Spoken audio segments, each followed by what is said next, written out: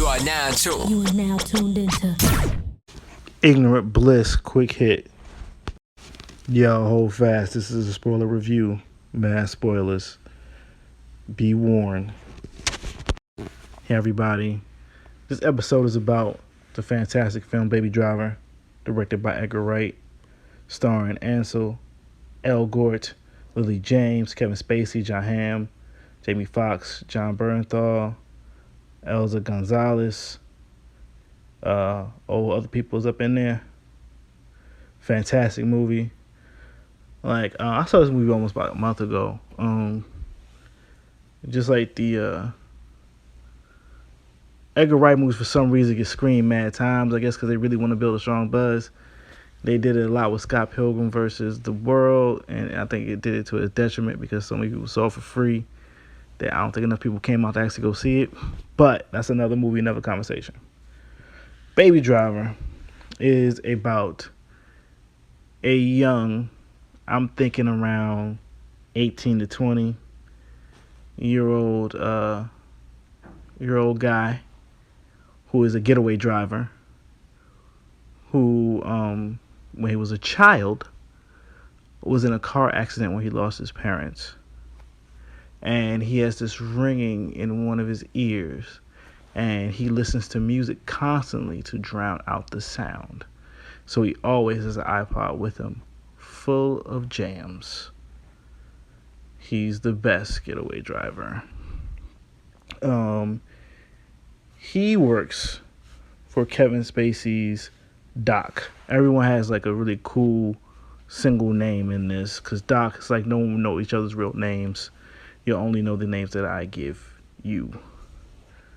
He ends up working with Jon Hamm's buddy and his buddy's wife, girlfriend, or love interest, Elza Gonzalez's darling. They also team up with John Bernthal's Griff and Jamie Foxx's Bats. Baby ends up falling for a young woman named Deborah, who works at a local diner that he likes to frequent because his mom worked there. So that's already a little bit too spoilery. Things happen, great driving, heists and stuff. I think this might be Edgar Wright's finest film. This movie is a bit different from him because it really doesn't deal with the man children. I think his movies before that he did with I can't even think of their name right now, from Spaced and all that. Snikes, I can't think of it. Shaun of the Dead and Hot Fuzz with Simon Pegg and Nick Frost, right? So those guys. So I think those movies dealt a lot with men who didn't want to grow up and take responsibility. Kind of like they were trying to put off growing up. This movie, while it's light and has the usual flair and wit and creative way of doing the story that you expect from an Edgar Wright film, this film has a certain amount of stakes and consequences to the actions of the characters, especially the main character of Baby, that you don't see in other movies. This character actually wants to grow up because he is very young. He wants to start a life versus trying to evade that next chapter. He's trying to begin this chapter, but everything around him is trying to keep him from engaging in that chapter, into that growth that he wants to do. So he has to escape. He has to do everything in his power to escape while not hurting the people he cares for. Ansel is really great as Baby. He brings a bit of fun to it, like a lightness, Uh, but there's a seriousness. There's things he feels like a well-rounded character. Uh, that yeah, it's just something that I really liked. He did a good job. I know he's been in a couple other movies. Like I really didn't care for Photo Monstars, and like I really think the Divergent movies are kind of trash. But um, they're not bad movies, but I think the story is kind of trash. But in this, I think he really gets to shine. He gets to show off his dancing. Uh, very good at portraying this character who's like really falls in love, and it almost reminds you a little bit of 500 Days of Summer, just with more crime elements in it. Lily James is great. She was Cinderella in the Cinderella live action Disney remake. She's good. She's like enjoying. She's pretty. She's cute. She's not annoying. She's a good love interest. Ventures in a little bit of damsel territory, but she's cool. She's a rider. Jon Hamm is kind of excellent. The nice twist to his character. In the beginning, there's a point where you think that he's gonna be like the only real character that supports Baby, and then something happens and it totally flips on his ear. Jamie Foxx is kind of fantastic. It's Bats, this crazy, insano killer criminal guy. Like he really just dived into this part, and he's crazy enjoyable. John Bernthal really isn't in that much, but he's kind of the tough guy John Bernthal kind of is in the movies right now. Who else is in this? Kevin Spacey. It's kind of good to see Kevin Spacey is not Frank Underwood. Yeah, Kevin Spacey's good. Can't really knock him.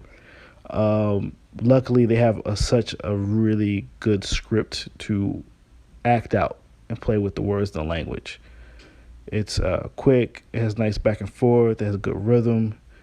It's not cute dialogue, and when I mean by cute, I mean people are just like superly, overly witty, smart, says the right thing on the same time, i.e. Joss Whedon or I can't think of his name right now, but the West Wing guy. Everybody's too damn smart, talks too damn fast. And it's also not like overwrought like David Mamet stuff.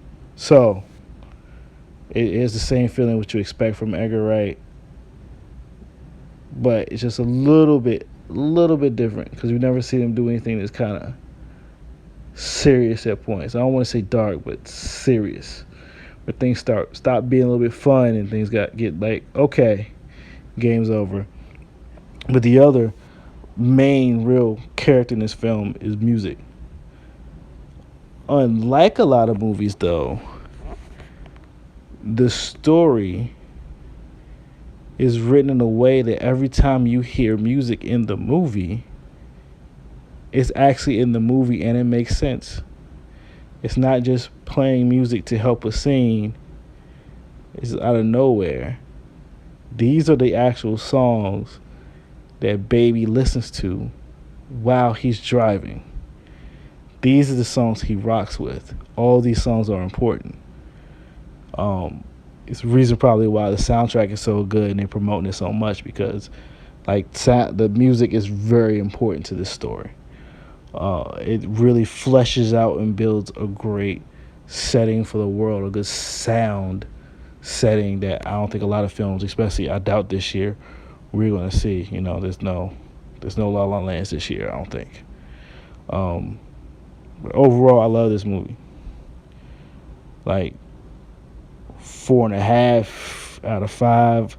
You might catch me at the end of the year when it's like best of lift award time. It might make the whole 5. It might get that little half a star upgrade. But it's already one of the best films of the year. Like, this is a must see. If you ain't seen it, you slacking. Like, there ain't even nothing else out. You don't heard what I said about Transformers. Just go see this Baby Driver, get this joint some money, enjoy yourself, pre-order that Blu-ray, cause it's the jam, guys. It's the cut. I'm gonna see y'all later.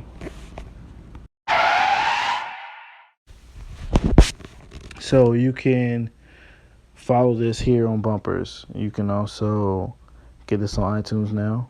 Ignorant Bliss Quick Hit. You can follow me at Julian Lytle, LYTLE, on all social media. Ignorant Bliss's Twitter is IGBL Podcast. The email address is ignorantblisspodcast@gmail.com. The Facebook is Ignorant Bliss Podcast. After you type in Facebook, put that at the end.